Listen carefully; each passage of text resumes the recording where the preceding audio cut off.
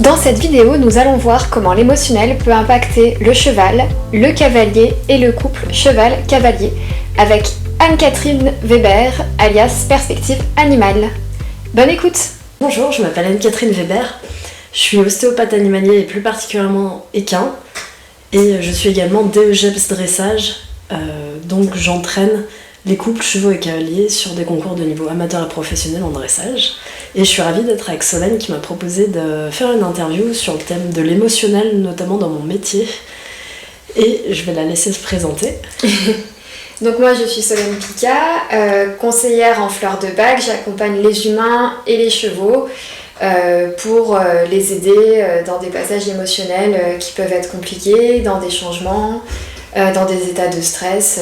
Et on va voir ensemble aujourd'hui comment l'émotionnel peut impacter à la fois le cheval, à la fois le cavalier. Pour le coup, ce qui est intéressant, c'est que nous, on traite les chevaux et les cavaliers sous deux aspects. Donc, en tant qu'ostéopathe équin, je prends en charge le cheval, évidemment, mais je suis consciente qu'il est impacté par l'ensemble de son environnement, notamment son cavalier et aussi ses soigneurs. Et en tant que DEGEPS, j'entraîne un couple qui va devoir fonctionner ensemble vers une performance, ou en tout cas vers la construction et l'aboutissement d'un projet. Et donc, les deux parties du couple s'impactent l'une et l'autre pour une performance ou une contre-performance. Alors avant de commencer, je précise que dans une séance en fleurs de bac, je vérifie toujours que le cheval est suivi point de vue vétérinaire, dentiste et ostéo. Et c'est pour ça que dans certaines séances, je pourrais rediriger des clients vers toi parce qu'un cheval qui a une gêne physique, forcément émotionnellement derrière ça peut s'exprimer aussi. Ce qui est important pour moi, c'est de travailler en réseau, donc comme tu l'as dit, d'avoir des partenaires de confiance, que ce soit le vétérinaire, le naturopathe, le maréchal, toutes les personnes qui puissent participer au bien-être du couple cheval-cavalier. Et notamment les fleurs de bac, j'en ai fait l'expérience moi-même, on en parlera un petit peu plus tard. C'est important de pouvoir référer son couple à quelqu'un qui va pouvoir gérer un volet émotionnel un petit peu mieux que l'ostéopathie. Et alors toi, en tant qu'ostéopathe, qu'est-ce que tu as vu comme cas où des émotions ont pu générer des blocages chez les chevaux? Alors il y a déjà l'émotion du cheval lui-même, donc on a des profils de chevaux comme on a des profils d'humains, des profils un petit peu plus anxieux, un petit peu plus sensibles, ou des profils qui semblent moins perturbés et qui en fait sont des chevaux qui sont des faux calmes, qui bouillonnent à l'intérieur, qui réfléchissent et qui ont choisi plutôt de moins l'exprimer, donc de le camoufler un petit peu en étant très impassibles au quotidien alors qu'à l'intérieur ils sont plutôt rongés par beaucoup de sensations. Et il y a aussi les émotions du cavalier avec la pression que le cavalier se met, qui peut transmettre à son cheval pour aller performer, pour aller réussir un exercice, pour aller en fait juste faire quelque chose. Parfois aussi on a des cavaliers qui ont peur, donc au sein de l'écurie on les accompagne avec mon conjoint qui est également DEGEPS et on les emmène vers de la préparation physique et mentale pour apprendre comment gérer leurs émotions, comment les transformer en force et du coup comment optimiser leur état mental vers le projet qu'ils ont à accomplir aujourd'hui. Ah, c'est un vrai travail d'équipe entre le coach entre guillemets, le soignant, l'ostéopathe et puis le couple cheval-cavalier. Ouais, on est conscient que chaque individu, en fait, donc on a le cavalier qui est un individu, le cheval qui est un autre individu, qui doivent déjà collaborer ensemble et qui sont supervisés par un troisième individu qui est le coach. Et donc ça fait beaucoup d'états émotionnels différents à gérer, de gens qui vivent pas la même période, que ça soit au niveau de leur vie personnelle aussi, qui vient impacter leur équitation, leur vie de tous les jours. Donc on essaye que tout le monde fonctionne du mieux possible. En fait, c'est une question d'harmonie, de chef d'orchestre, pour aller tirer le meilleur de ce que chacun peut donner le jour J vers du coup un projet, une performance. Et c'est là où c'est intéressant, en tout cas pour l'avoir vécu aussi, d'avoir le retour et l'utilisation possible des fleurs de bac, parce que parfois il y a des caps à passer, il y a des émotions à traverser qui sont liées à des événements qui sont personnels, et on a besoin d'un petit coup de pouce, d'une béquille pour passer à une phase. Est-ce que ça t'est déjà arrivé qu'un cheval ait des blocages dus aux émotions de son cavalier? Que ça se répercute sur son physique?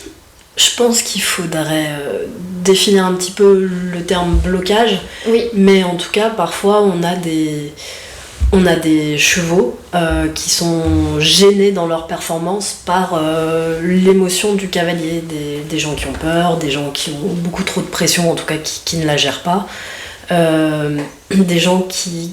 Et en fait, finalement, des cavaliers que ça impacte au niveau physique, qui pendant leur parcours manquent d'endurance, se déconnectent parce que l'endurance mentale n'est pas là non plus, qui arrêtent de monter quand il y a une première difficulté, et en fait toute la fin du parcours ou de la reprise de dressage est catastrophique parce que eux ne passent pas le cap et parfois se mettent à mal réagir dans leur physique, donc des cavaliers qui tirent, des cavaliers qui poussent, qui prennent des mauvaises décisions. Et bien sûr, du coup, la non-compréhension des demandes du cavalier avec ce qu'est en train de faire le cheval va générer des gênes, en tout cas qui peuvent se traduire ou non par des blocages osso-articulaires. Mais par contre, clairement, quand je rencontre un couple, on peut sentir parfois des ruptures de connexion entre l'un et l'autre parce qu'ils ne se comprennent plus du fait des émotions, peut-être débordantes du cavalier, peut-être débordantes du cheval, ou en tout cas de l'incompréhension entre les deux. Et à travers ton vécu, ton expérience justement dans le domaine de l'ostéopathie, comment est-ce que tu as pu observer les influences des émotions entre cavalier et cheval sur l'un et sur l'autre? Les chevaux, c'est des animaux qui ont vraiment besoin d'être rassurés, ou en tout cas qui ont besoin de se sentir en sécurité. Ils ont besoin de savoir à quoi s'attendre, ce qui va se passer, et c'est sûr qu'un cavalier qui lui-même ne se gère pas parce qu'il a peur, parce qu'il est stressé, parce qu'il ne comprend pas ce qu'on attend de lui, il va transmettre des mauvaises infos à son cheval et peut générer du coup un stress chez l'animal aussi. Donc des chevaux qui s'arrêtent parce qu'il n'y a pas eu de prise de décision ou parce que la demande elle a été en fait incompréhensible. Des chevaux qui commencent à avoir peur parce que le cavalier en face ne les rassure pas, on en trouve.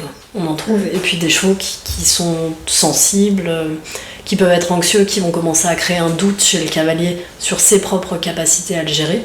Ça, on en rencontre assez fréquemment, ouais. Oui, et des fois ça devient un cercle vicieux où le cavalier va anticiper les réactions du cheval et où du coup le cheval va ressentir le stress du cavalier et du coup encore plus... Ouais. Parfois, effectivement, en fait, on travaille ici notamment sur des problèmes relationnels entre chevaux et cavaliers et ça part quasiment toujours d'une incompréhension. Et autour de l'incompréhension, on a plein de mécanismes qui se mettent en place, le stress, la peur, l'anxiété, parfois l'agressivité ou la colère parce que... La confrontation, exactement. En fait, ça finit par se traduire par vraiment une forme, oui, parfois de violence dans la relation, parce que personne ne se comprend, tout est bloqué, c'est comme une relation d'humain à humain, sauf qu'il y en a un qui peut moins s'exprimer. Au niveau physique, comment les blocages de l'un peuvent entraîner des blocages vraiment sur le plan physique chez l'autre?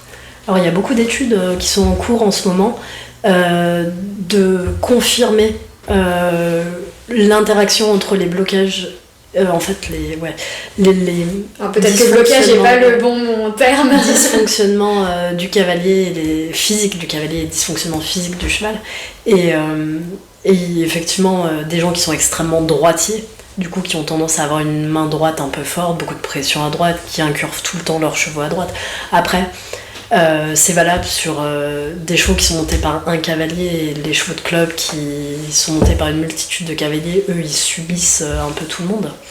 Et c'est vrai qu'on est dans une société où on a une vie qui est plutôt sédentaire, où les cavaliers sont parfois des gens qui sont assis au bureau de 9h à 17h, qui se lèvent, qui prennent leur voiture, qui montent sur leurs chevaux et qui fonctionnent pas aussi bien physiquement que s'ils avaient une vraie préparation physique.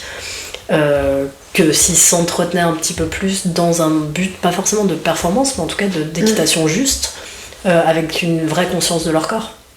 Est-ce qu'un cavalier bloqué, déséquilibré, peut déséquilibrer son cheval, entraîner des raideurs ou un déséquilibre aussi? Je sais pas, par exemple, un être humain qui est plus fort à droite, est-ce que du coup le cheval va être plus renforcé à droite Dans une séance de travail, l'équilibre du cavalier va impacter l'équilibre du cheval. Et effectivement, on ne peut pas demander à un cheval de se tenir et s'équilibrer si soi-même on est penché, tordu. Donc sur les chevaux d'un même cavalier, on peut retrouver vraiment des dysfonctions récurrentes liées à l'équitation. D'accord. Et à l'inverse, si par exemple un cheval a un déséquilibre quelque part, est-ce qu'il peut le transmettre à son cavalier, je sais pas, décaler un peu son bassin, des choses comme ça Est-ce que ça peut se voir aussi ? Ouais. On a... Après, bon, comme les humains, les chevaux, ils ont des conformations. Et ils peuvent entraîner aussi leur cavalier vers des déséquilibres. Donc les chevaux qui sont très sur les épaules, qui emmènent leur cavalier à piquer du nez si l'équitation n'est pas réfléchie en fait. Si on n'a pas trouvé les exercices qui vont permettre au cheval de se redresser, de s'équilibrer, c'est certain que le cheval peut entraîner le cavalier dans des déséquilibres. Ceux qui s'appuient de manière très préférentielle d'un côté, qui emmènent leur cavalier soit à se vriller, soit parfois même à rallonger leurs étriers de plusieurs trous d'un côté, parce qu'on a des chevaux qui sont en rotation devant, ça existe. On le sent des fois au niveau des courbatures, on a plus mal d'un côté que de l'autre après une séance. Il y a aussi l'utilisation qu'on fait de son propre corps, des gens qui essayent en permanence de se corriger parce qu'on leur dit recule tes épaules, baisse tes talons, ce qu'on ne devrait plus dire. On vient lutter contre son propre schéma postural et ses propres préférences, et du coup ça engendre des tensions et des répercussions post-séance. Mais oui, ça existe, ouais, c'est sûr. Et moi j'entends souvent des gens qui sont très investis avec leurs chevaux, qui veulent tout leur donner et qui souvent sont contents de dire qu'ils se sacrifient pour eux, que tout leur budget c'est pour eux, l'ostéo, les soins, mais qui prennent pas soin d'eux parce qu'ils considèrent que le cheval c'est la priorité et qui ont tendance un petit peu à s'oublier, mais que ça part d'un très bon sentiment de base. Mais du coup, par rapport au fonctionnement du couple, qu'est-ce que tu répondrais à ça ? Je répondrais que pour aller vers un bien-être d'un couple, il faut que les deux aillent bien. On ne peut pas tout donner à l'autre et s'oublier soi-même. J'ai des cavaliers encore que je vois arriver en boitant, et quand je leur suggère d'aller voir l'ostéo, ils me répondent « Ben non, en fait, vous êtes là pour mon cheval, donc le budget ostéo, il est consacré au cheval. » Oui, mais si vous boitez, si vous avez mal au dos, vous allez mal vous positionner, vous allez déjà pas prendre plaisir dans votre séance. Donc c'est pour moi impensable qu'il n'y ait qu'un côté de la balance qui soit rempli. Oui, parce que toi, si tu rééquilibres, si le cavalier est déséquilibré, quelque part, ton travail, il va pas pouvoir durer dans le temps. Ce que j'ai l'habitude de dire, c'est qu'une heure d'ostéopathie, c'est rien dans un mois d'équitation, un mois de vie pour le cheval. Donc effectivement, en fait, le cheval, il est imbriqué au sein d'un environnement, et il vaudrait mieux presque agir sur l'environnement, donc un environnement qui respecte les besoins physiologiques, des contacts sociaux, de l'espace, une alimentation adaptée, un cadre de vie en fait qui correspond au cheval, plutôt que de faire venir l'ostéopathe tous les mois parce qu'il a mal au ventre, oui mais qu'est-ce qu'il mange en face, son matériel est inadapté, il a mal au dos, en fait tout est cercle vicieux. Nous on est là pour donner le coup de pouce au corps pour se rééquilibrer. Maintenant s'il est tout le temps soumis à des stimuli négatifs, à une vie compliquée, ça sert pas à grand chose.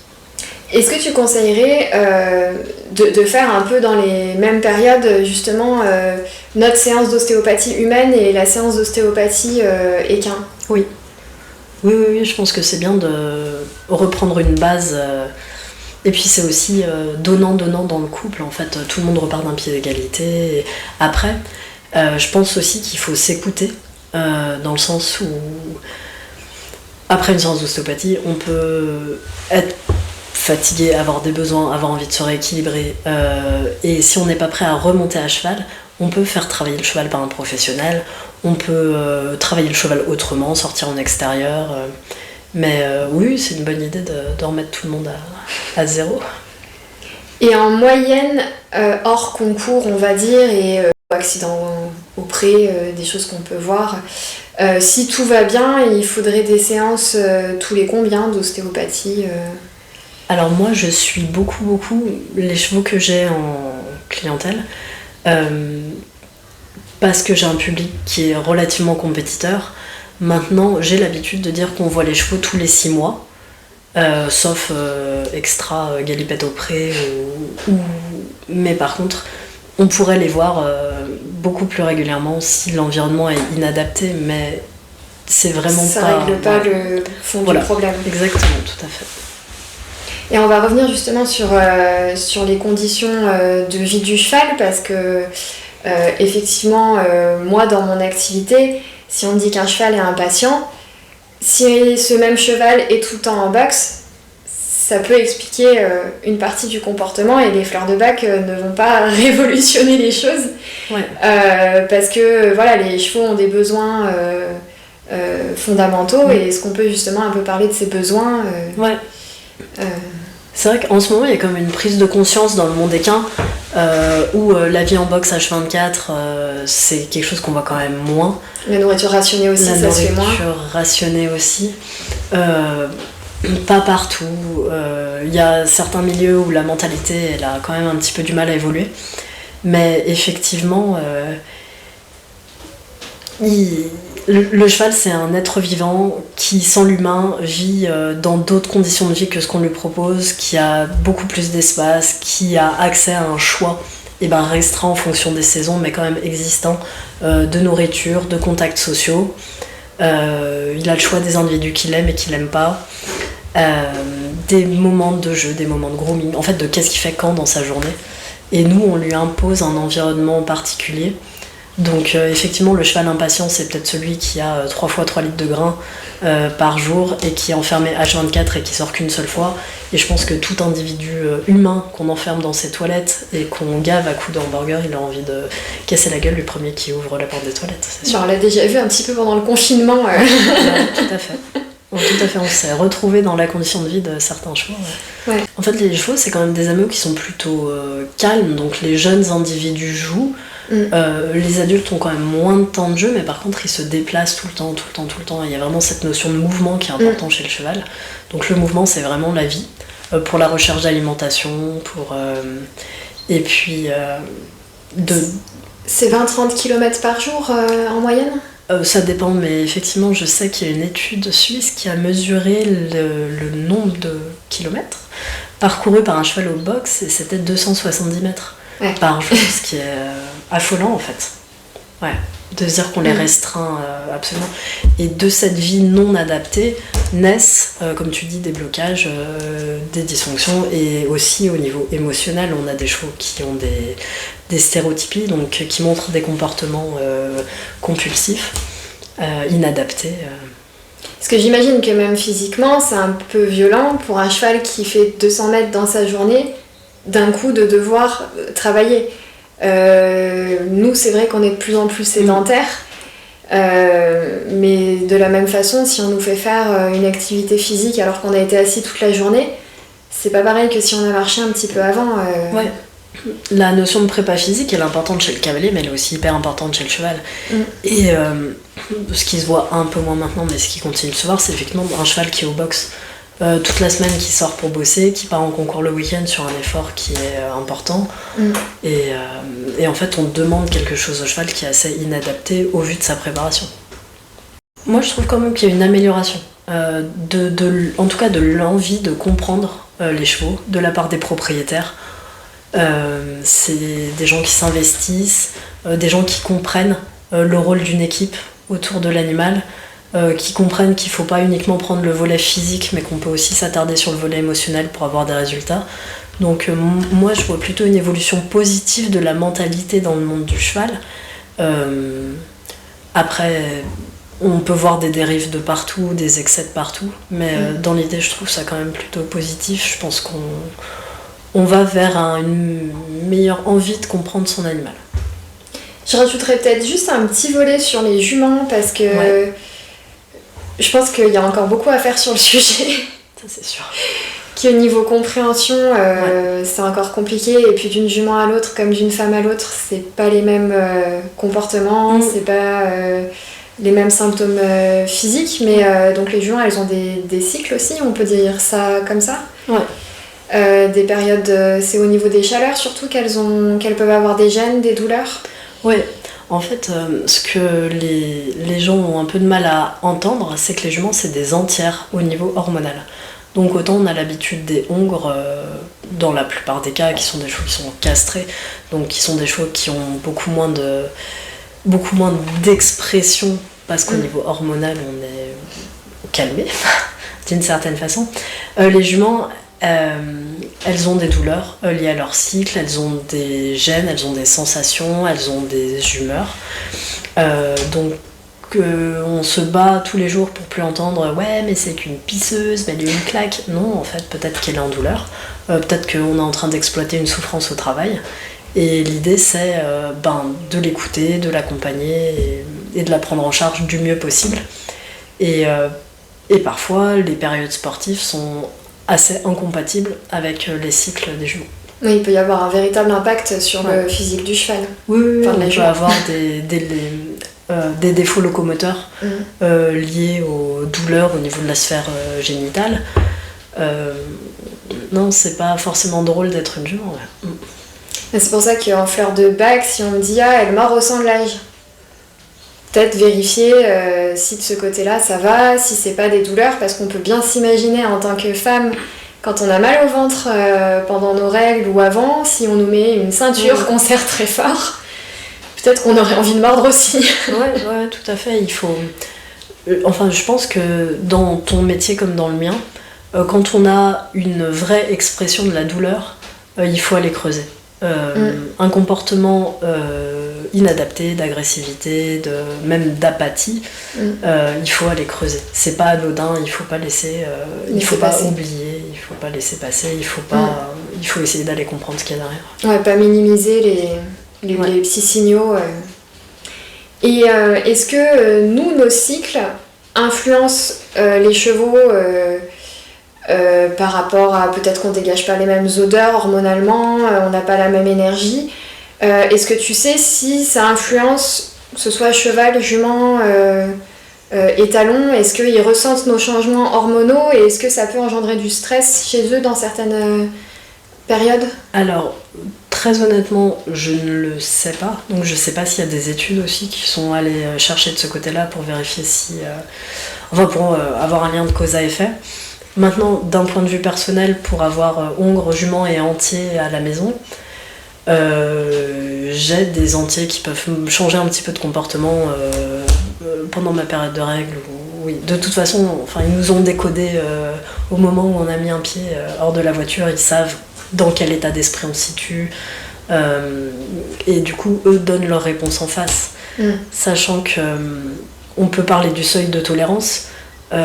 Nous, on a un seuil de tolérance à la douleur, aux émotions, si on va bien, notre seuil de tolérance il est plus élevé, on est plus à même d'accueillir quelque chose. Les chevaux c'est pareil, peut-être que eux ils vont déjà pas bien, ils sont dans un environnement qui est pas propice pour eux. Si nous on débarque avec toutes nos émotions de la journée, nos gènes, nos contraintes, notre physique, eux ils sont peut-être pas non plus là pour les recevoir. Oui, ils sont particulièrement sensibles, donc si on leur rajoute... Ouais. Et dire que le cheval est une éponge, c'est quelque chose de discutable. En tout cas, c'est pas sûr qu'il a envie d'en être une. Donc autant en fait, c'est vraiment cette idée de relation, de couple, autant que tout le monde aille bien pour que ça se passe bien. C'est une bonne phrase de conclusion sur cette partie.